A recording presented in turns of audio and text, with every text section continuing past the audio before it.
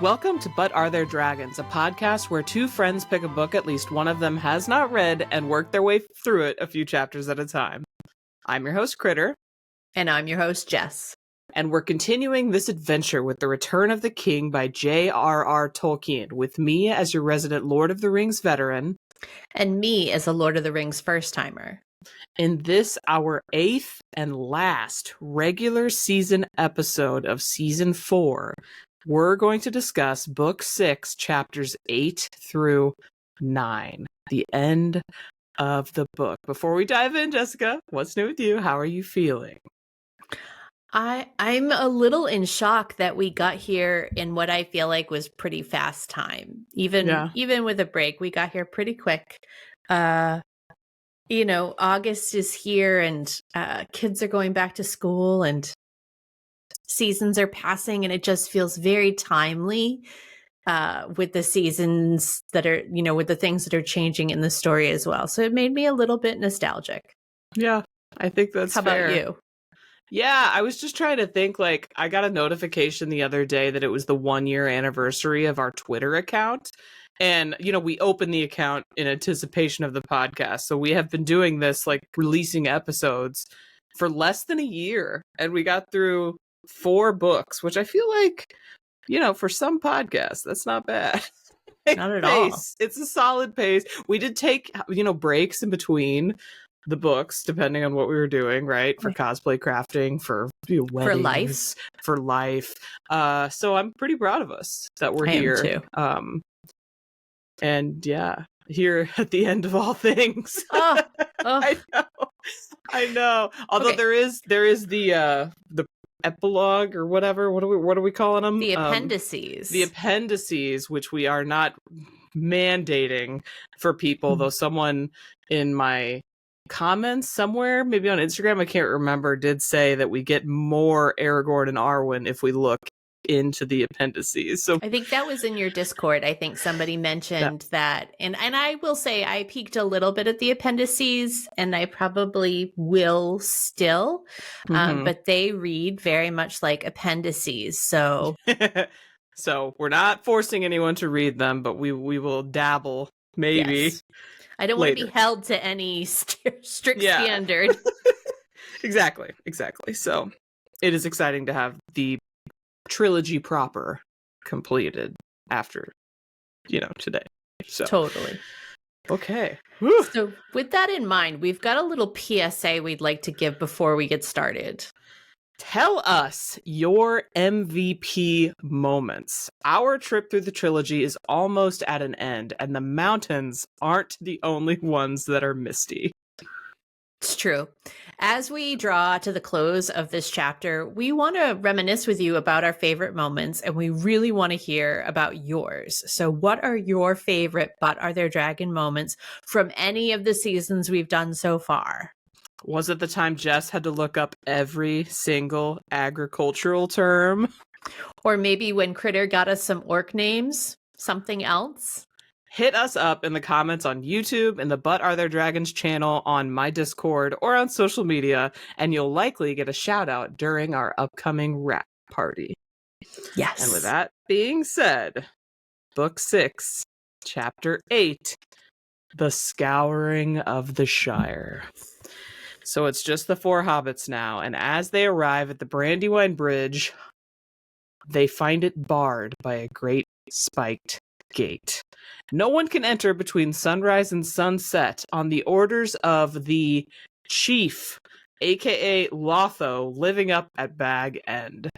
Were these the vibes you expected for the hobbits' return to the Shire? No. 0% did not expect any of this. Starting with the title, The Scouring of the Shire. I'm like, what are we doing? What's happening? Yeah. Question mark. And I did think that it was noteworthy that Frodo points out about Lotho making a comment about him dropping the Baggins at least. So, family, what are you going to do? We've all got one. Am I right? I related to Frodo in that moment of, He's that relative he'd rather not have. Yeah, at least they're just calling him the chief and not Chief Baggins. Yeah, I guess whenever you saw the chapter title, how what kind of feelings did you have? I was completely perplexed. I did not know what to expect. I was like, wait, we should be going to a happy place. And I will say that I threw back to Bilbo, right? Like Bilbo came home to chaos and he had been declared dead and all of his belongings had been stolen. This feels more ominous and menacing than that. Yeah. The way is barred and gated, and the tone is much more severe. Right.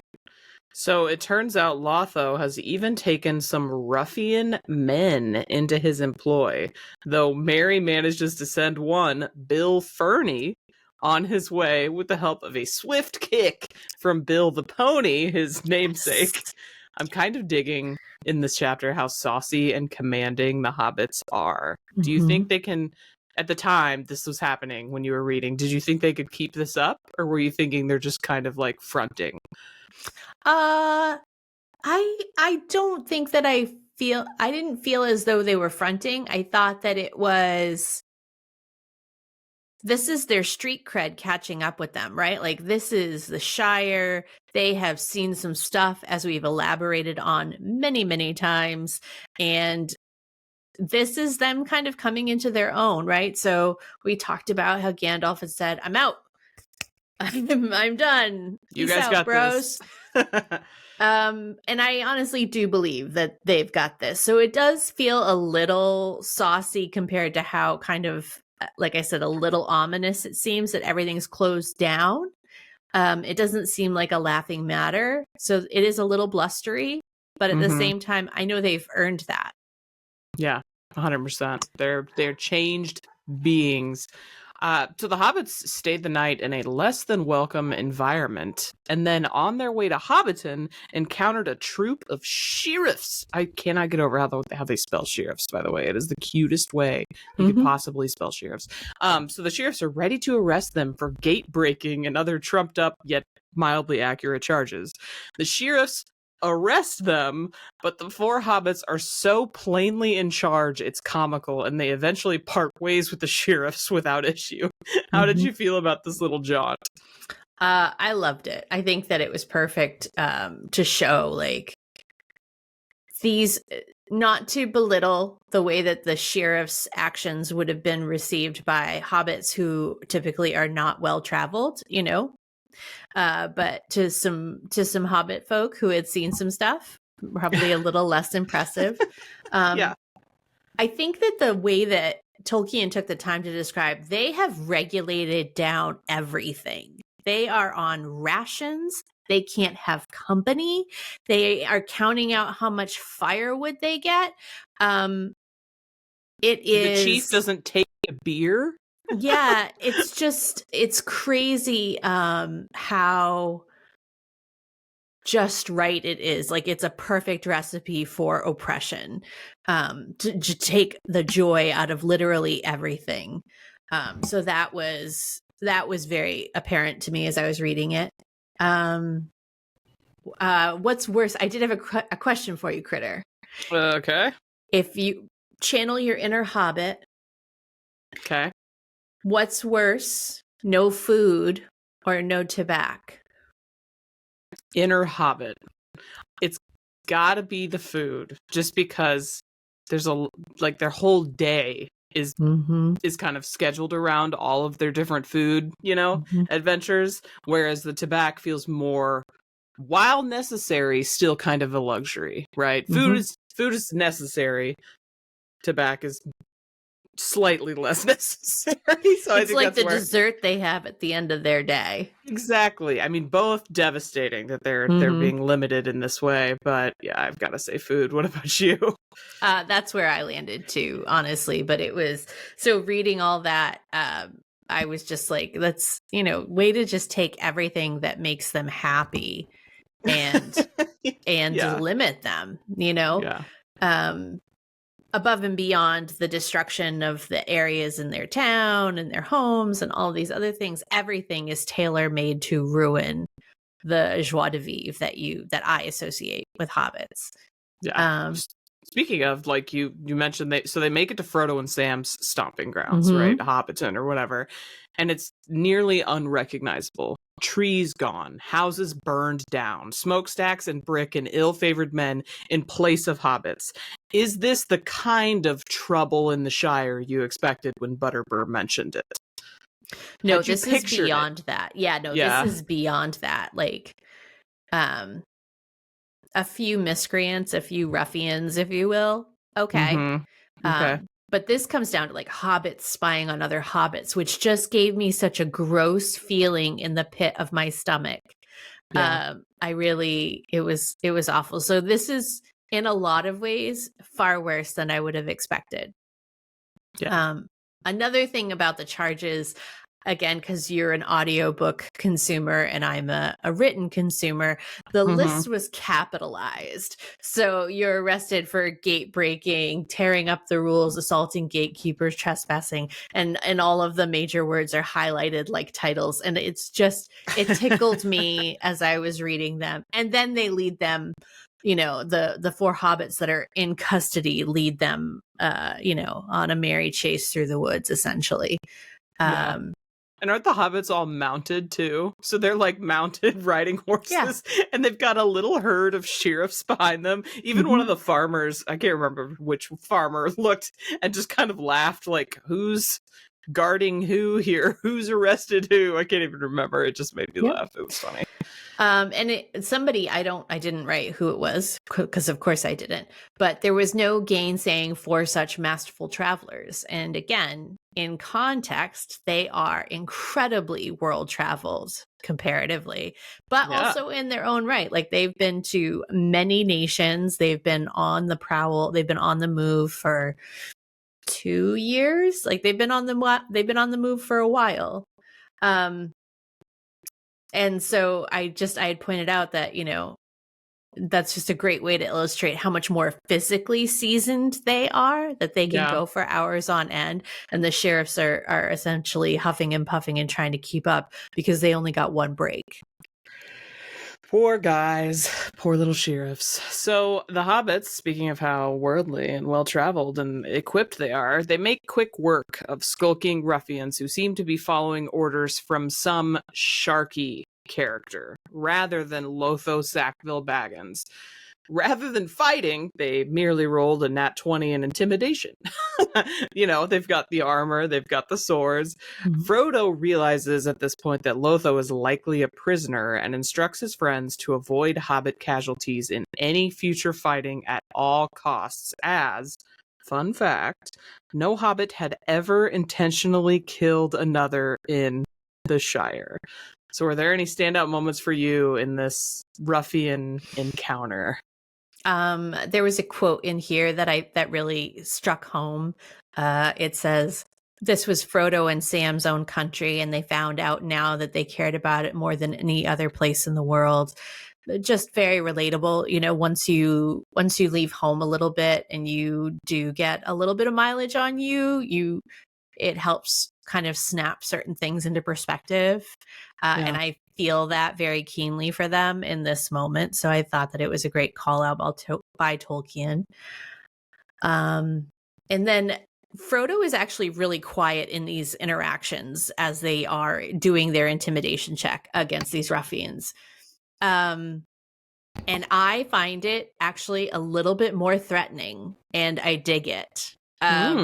Which is a different perspective, because typically we like our hobbits innocent and pure. But when it comes to threatening somebody's home, I fully believe in doing whatever it takes to preserve your homeland. Like, everybody deserves to feel like their home is safe. So he was very quiet. He was, as you mentioned, very vocal about no life lost, no killing whatsoever. Throwing back, like, in my mind, it immediately made me think of him telling Sam how he'll never, swing another sword again, things like that. Yeah. That's where he's at mentally, and I respect it. But at the same time, makes him no less interested in defending the Shire. Right. Like, we got to do this, but we got to do it clean, Mm-hmm. basically. So, finally, Merry, Pippin, and Sam, more or less, begin the mobilization of the Shire. Merry puts the horn to good use, summoning allies. Sam visits Farmer Cotton's farm and sees Rosie for the first time in a year. And Pippin leaves to rally the Tooks, who had been, challenging what was going on all along. They had been Tooks. They had been Tooks. So eventually a band of ruffians shows up, and the hobbits make quick work of them, killing one and taking the rest captive. Did you ever think you'd see the day when the hobbits of the Shire form an army? No, but I think that it throws back to things that Gandalf has said about, they really are an amazing people. And I didn't highlight it, but there was a great quote in there about how they closed ranks around the ruffians, and the ruffians didn't know their peril. Because they're agricultural, food-loving, smoking people doesn't mean that they won't protect what's theirs. Yeah. Yeah, and I was kind of worried because, there were, like, it's not a ton of men at this point compared to how many hobbits there were, but at the same time, like, reach is important when it comes to fighting. Yeah. But they were smart enough to kind of lay this trap where they could stay back. They could use bow and arrows instead of, like, fighting hand to hand necessarily the whole time. And so they, Merry and Pippin in their little, having had a little bit of army experience, they really were kind of smart in how they handled it, I think. Yeah, and those hobbits, don't have battle experience, right? Like, right. I think that if we go back to the prologue, it talks about how hobbits haven't been involved in combat in centuries. So, I think predating the establishment of the Shire, if I'm remembering correctly. Yeah, I think so. So it's been in a minute. known memory, yeah, nobody's been to battle. So it accents how important it was to have them come back and have all of that experience to kind of make helpful suggestions, because obviously heart counts for a lot, but it doesn't overcome, long arms, to your point. Right, exactly. So I noticed this also whenever I was at the Lord of the Rings musical. This part came up and I forgot that it was in the books, but it's when Rosie kind of like accuses Sam of being late, or like, I expected you earlier. When you took your time, didn't you? Did that like offend you? Because I remember like my back went straight up when she said that. I was like, excuse me, girlfriend? So I had to go back and reread it because she was like, I thought you were going to be here in the spring. And I was like, where are you going with this? What are you? And then I think that once I reread it, and of course, then she proceeds to chase him down the road and say, don't forget to come back. Yeah. I chalked it up to this was her way of showing, I've been waiting for you. This is her way of articulating that. But in that moment, I was like, wait, what? She's poking him. She's poking him. But you know what? We have an active female participant in actual romance. And we love to see it. Yeah. We do love to see it. Yes. We appreciate the, like, I don't know, she's zesty, right? She's not she's not going to roll over, which is great. So when you first read about Sharky, to completely change subjects, bent on senseless destruction, no concern for pollutants, gears and wheels, and outlandish contraptions, did you have a guess as to who he might be?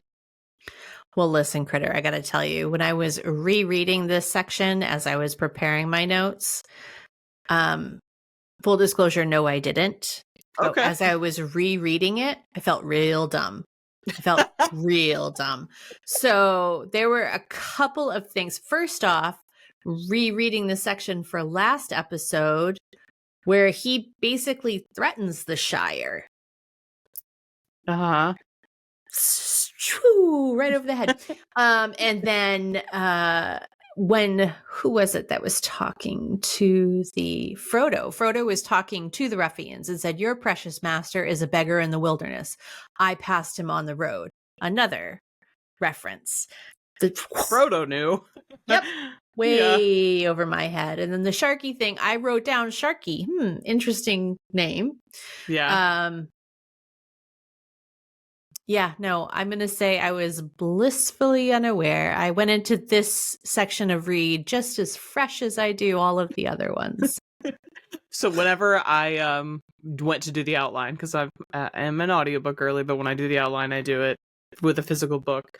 I noticed that there was a footnote for Sharky, like about its origin. So it happens later, but because we're talking about his name, it's Orcish. It's probably from Orcish, which is Sharku, which is old man. So in case anyone was wondering where Sharky came from, according to my book's footnote on the matter, it's Orcish. Well, it's a derivation of Orcish, meaning old man. So go forth and do with that what you will.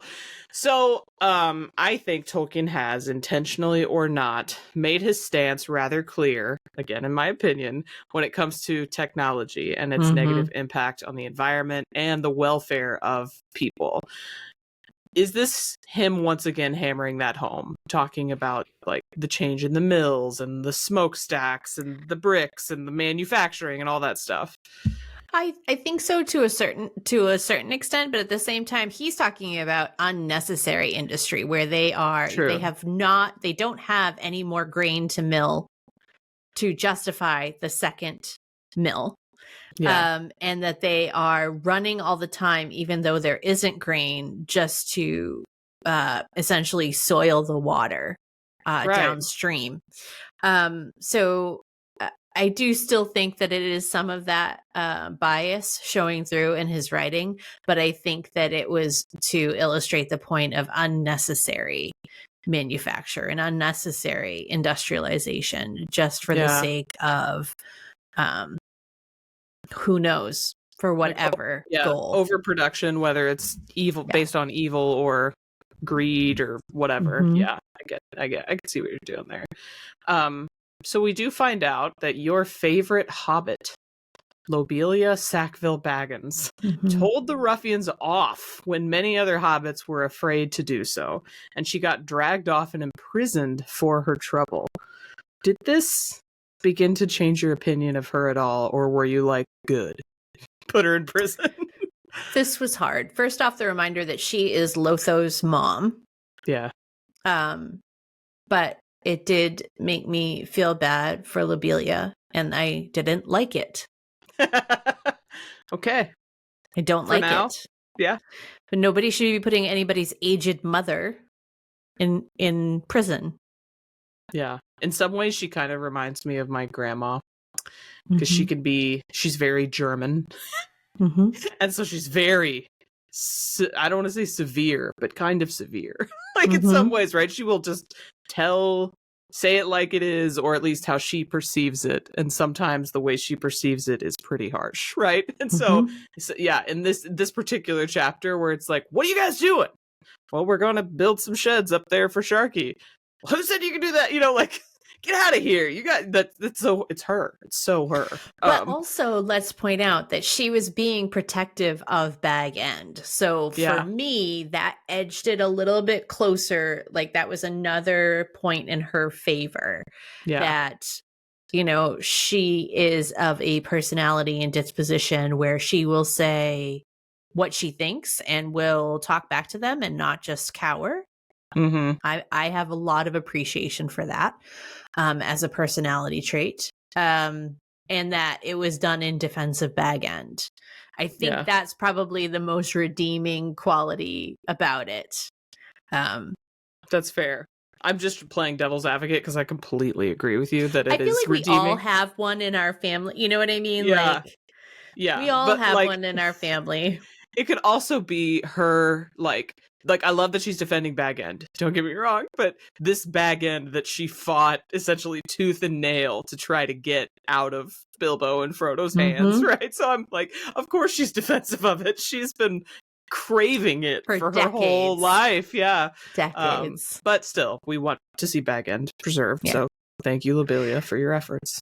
Yeah. So I was sad on her behalf, and I didn't like how that felt. Okay. So ultimately, Pippin returned with the rest of the Tooks just in time for a huge band of ruffians to descend on the Hobbit forces.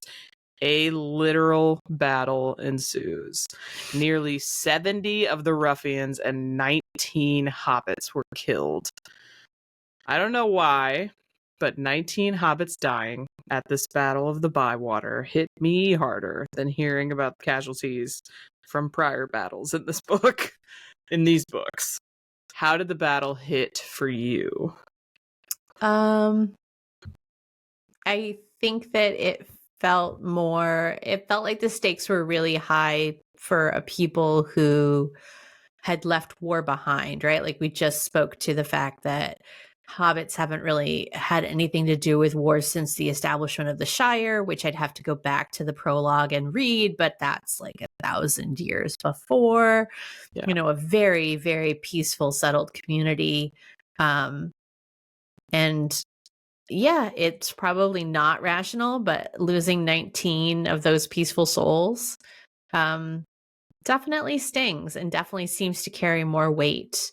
Ruffians kind of know what they're in for. There's always, that's my mindset a lot. I guess I shouldn't say that. That's my mindset very often, that if you live a rough life, then you kind of know what the stakes are. And the hobbits were really just looking to defend their homesteads. Yeah. Yeah. Can't blame them for what they did. So I did note that Merry slaying the leader and Merry and Pippin gaining just like insane fame as these battle leaders. I thought that was a fun side effect. Captains. So you captains. They're so I said this before, but their time with the armies of Gondor and Rohan, they left an impact. It imprinted itself on them. So good for them. You know, the two little goofballs have grown up a little bit in these books. I love the fact that Pippin flashed his king's colors when the ruffian was talking smack about king's messengers. I loved that. I loved that he was just like, that was the last straw. Okay, well, I'm a king's messenger, so now what are you going to do? Yeah, you don't believe me? Let me show you. So the ruffians being handled, it was time for the hobbits to pay a visit to the boss. But they found old Sharky instead. Sharky, as we mentioned, being Saruman. Yeah. This interaction was a purely unpleasant one that ended with Wormtongue murdering Saruman, the hobbits shooting Wormtongue down as he fled, and the discovery that Lotho had been murdered at Saruman's orders. Any standout moments from this for you? There were a couple. So for this interaction specifically, I really wrote, Saruman, I feel dumb. That's my note. Okay. And Saruman makes a comment about Gandalf and says, when his tools have done their task, he drops them, alluding to the way in which he finds the hobbits here without Gandalf to accompany them. Yeah. And then the biggest piece of this is that Frodo, still a major advocate for redemption. After Grima kills Saruman, after Saruman and Grima are told to leave, he tells Grima, you don't have to go with him. You don't have to follow him. You can still turn away.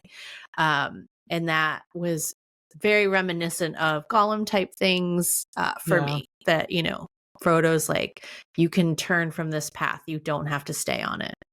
Frodo is such a little softy, which I get. I totally get. Like his conversations with Gandalf, you know, who are you to decide whether someone should live or die, all that stuff. It really, it made an impact on him for sure. And he saw firsthand that like him and Bilbo both having mercy on Gollum ended up saving the world, right? So, but the fact that that part of him is still intact after this incredible journey that they've gone on, just, you know, softens my heart a little bit.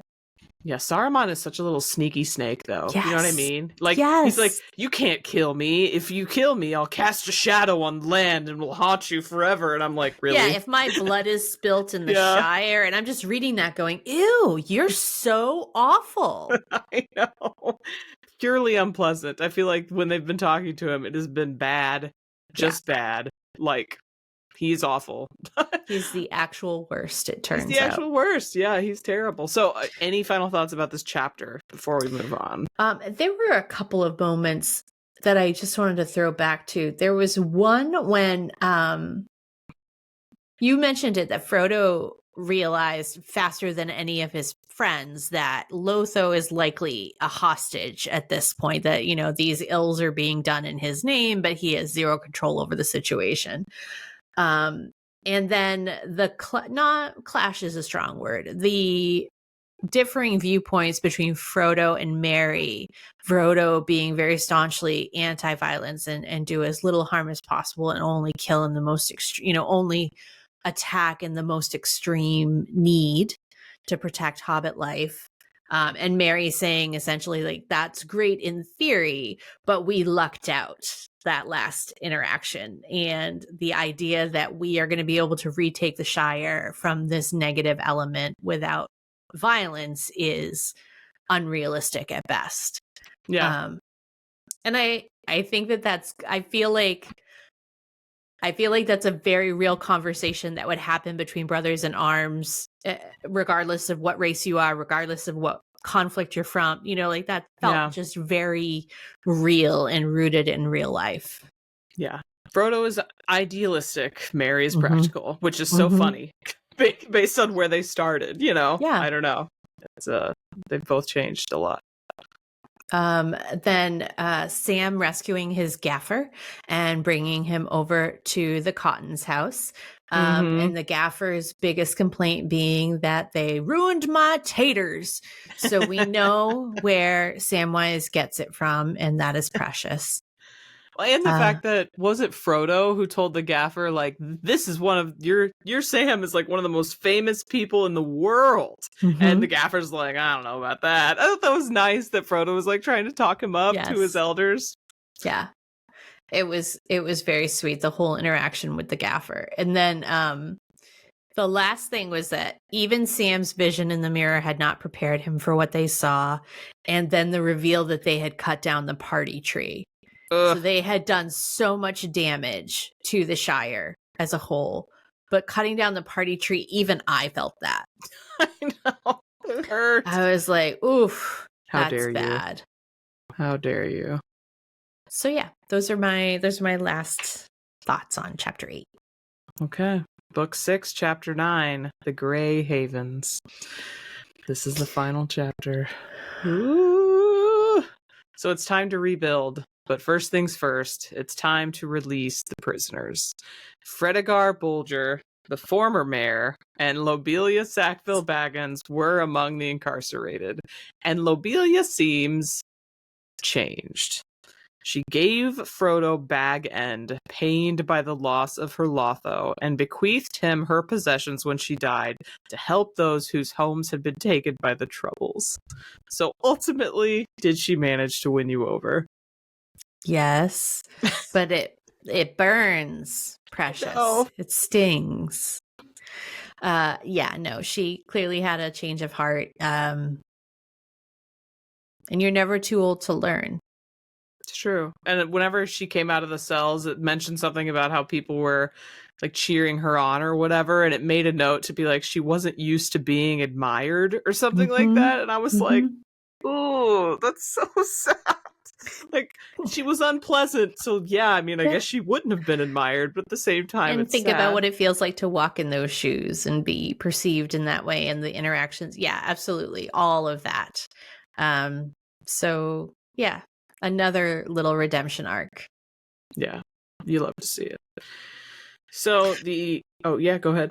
I was going to say the absolute sugar rush I got from Fredegar being there. Yeah. So it threw me. It was a great way to start this chapter, right? Like, this is the last chapter. This is hard.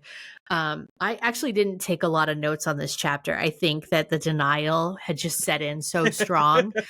Yeah. It was really hard for me to take notes, but starting this chapter with Fredegar threw me immediately back to, the fellowship, and just how genuinely concerned I was for poor Fredegar, and what a rough lot he got. He's a friend and they're doing all of this to help. And he got left to, what could have been a really, really dire consequence. So all of that came rushing back when I saw Fredegar's name on the page. And so it was like a genuine like sugar rush. I was like, oh my God, there he is. So the new houses, the brick ugly houses, were taken down and the old rebuilt. And Sam took it upon himself to see to the replanting. He used the gift from Galadriel, 1 kernel of dust for every tree replanted, and the silver nut to hopefully replace the party tree, which had been senselessly cut down at Saruman's order, as we said. His efforts were a resounding success, and the new party tree was none other than a Malorn, one of the finest in the world and the only one west of the mountains and east of the sea. How did this hit for you? Any standout moments from the rebuilding of the Shire? I love the fact that Tolkien took the time to tell us the evolution of the names that they were, so they part of the rebuild was, what are they going to name it? And so they just ultimately they went through a couple of iterations that are a little bit more wild or loosey goosey, and ultimately they settled on New Row. And just moments like that are so, they're authentic to me, right? Like, you go through something that for the hobbits, it doesn't even need to be qualified. Like, that was a traumatic event for that community. And part of that rebuild effort is the naming, and that puts me squarely in my Hobbit feels, which I love. Yeah. What was the it's New Row, but then it's jokingly called Sharky's End, right? Or something like that. Yes. That's what they called it. And I dug it. Yeah, I dug it. Same. Good for them. So, quite possibly the most precious fact in all of Tolkien's books, Sam ends up marrying Rosie Cotton, and they end up moving in with Frodo at Bag End. At Frodo's request. At Frodo's request. So did you adore this as much as I did?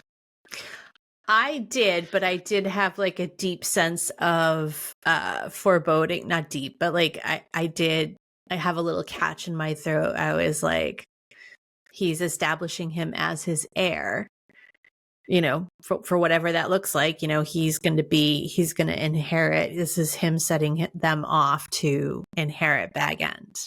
This is him planting the seeds so that he can walk away. So that did ping you. So you do notice some things. Some things. Usually weird, traumatic stuff, but yeah. Yeah. Well, so another super unbelievably precious fact. Frodo helps Sam name his first child. They name her Eleanor for the golden flowers in Lothlorien, because I guess it's a tradition for hobbits to name girls after flowers. That's kind of, that was his suggestion.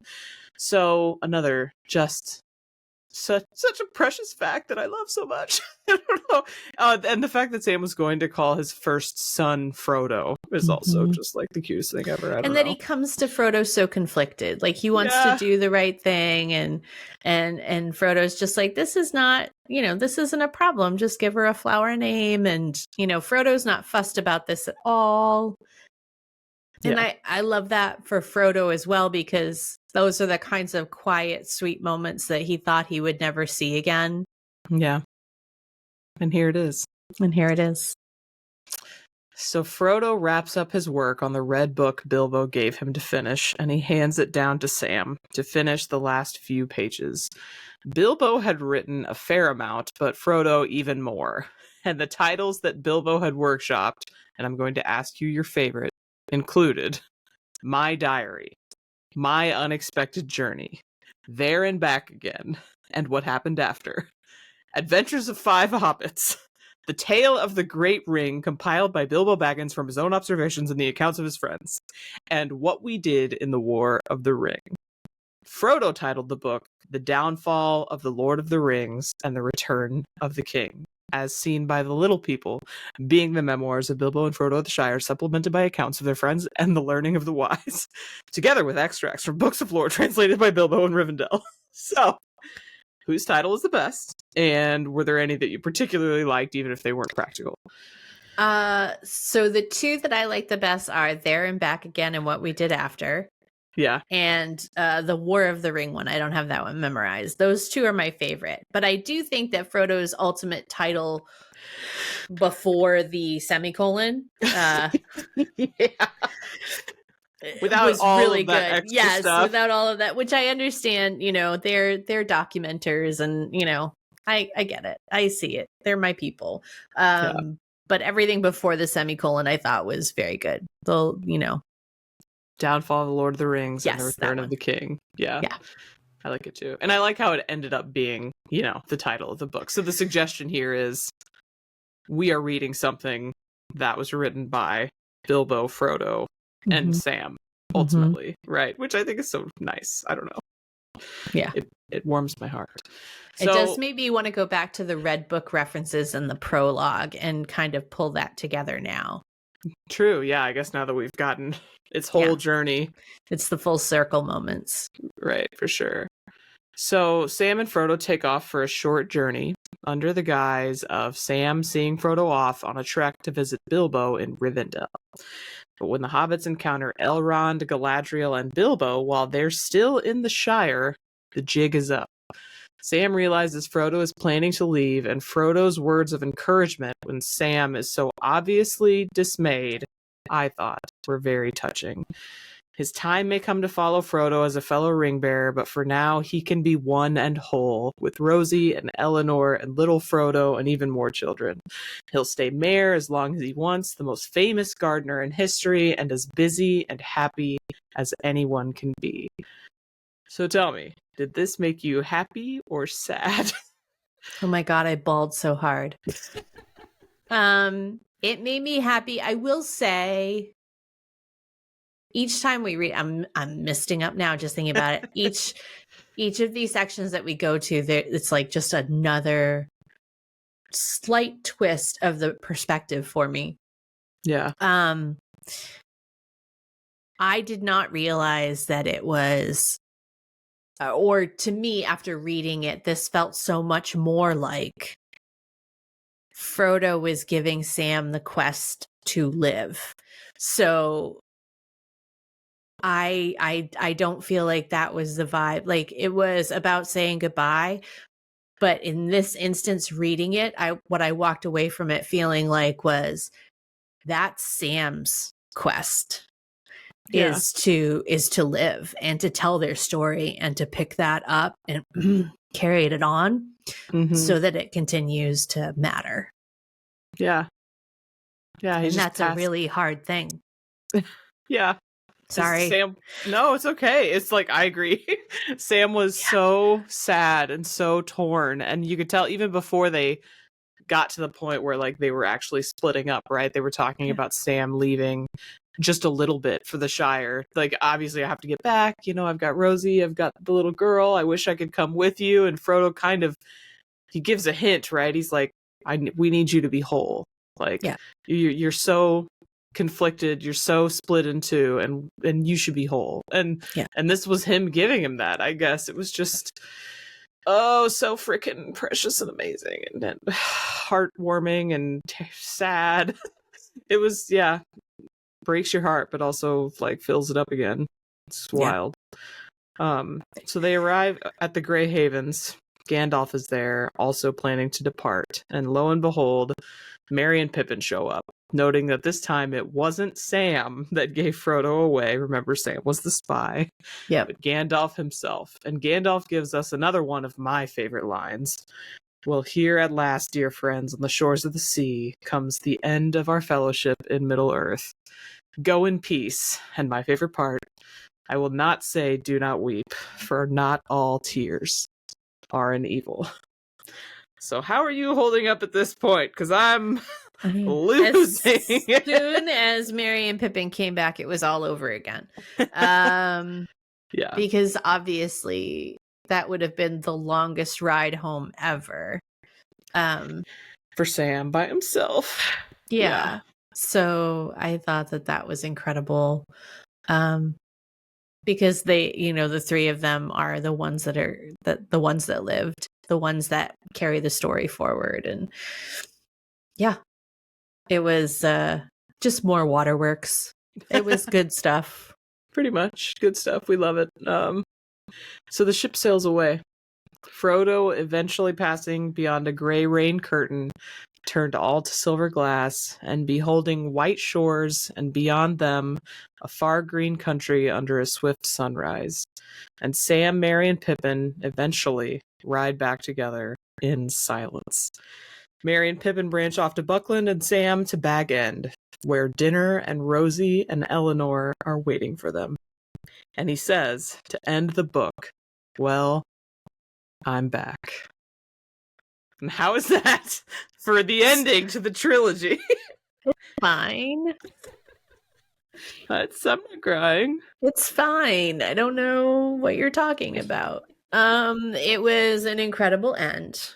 It was a great way to end, because as it should, it ends with hope. Yeah. So warm. Just a lovely, like, that's what Sam was looking forward to the whole time, right? He kept thinking of the Shire and wrote, God, why am I? It's ridiculous. I know. Not even looking at the book right now. I'm looking at an outline in Google Drive. Come on. I'm really sorry for all the snuffling for our podcast listeners. I'm real sorry. Yeah. I do think that it's an incredible way to end the story. It is the fruition of everything that they did. It throws back to a thing that Frodo says as he's saying goodbye, that, in order to preserve this thing, somebody must give it up. And so, that's that ultimate sacrifice from Frodo. Yeah. Which makes me think of, a conversation we had in a different episode about the ultimate sacrifice, and was it enough that they didn't die on the hills of Mordor, or the foothills of Mount Doom. And I think that it is, because I think in terms of ultimate sacrifice, I would be hard pressed to find a person who says this doesn't meet that requirement. Yeah. Unless absolutely. you're dead inside. You might be dead inside. I don't know. Yeah.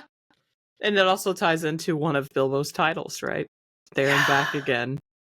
And Sam's back, right? Yeah.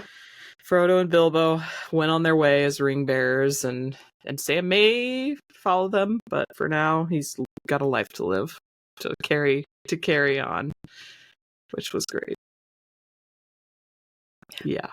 So, final thoughts before we pick an MVP. It was a ride.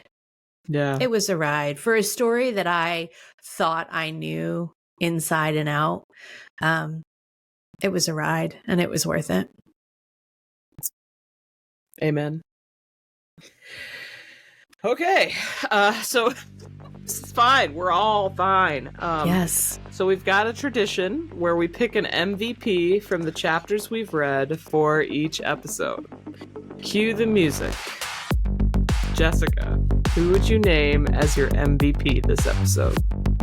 So this is actually a little bit harder for me, this one, which sometimes it is when sometimes there's less action, some of the lesser plot points. I feel like for me it has to be a tie between Merry and Pippin, so I pick Merry to be representative of Merry and Pippin, because I feel like they very much stepped up in terms of mobilizing the Shire and coming up with a plan and leading them. And not that Sam and Frodo didn't participate, but I really feel like Merry and Pippin took the lead in raising the Shire and defending them. And I love that for them. I will say that I had several heartbeats of pause where I considered picking Sam, and at least we'll mention him as honorable mention for, his quest now begins as the Herald of the Fourth Age, and kind of carrying that memory forward so that it honors and so that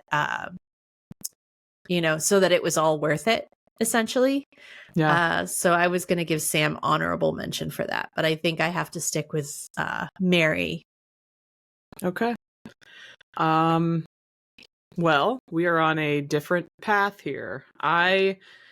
It was tough for me too. I kind of, because again, there's no like bombshell dropped moments in this read, but I am going to give it to Frodo because while he was like, I don't want to call him a dud during the fighting, but like he wasn't the battle leader. He wasn't wielding a sword or whatever. He was the moral compass of the operation, which I appreciated.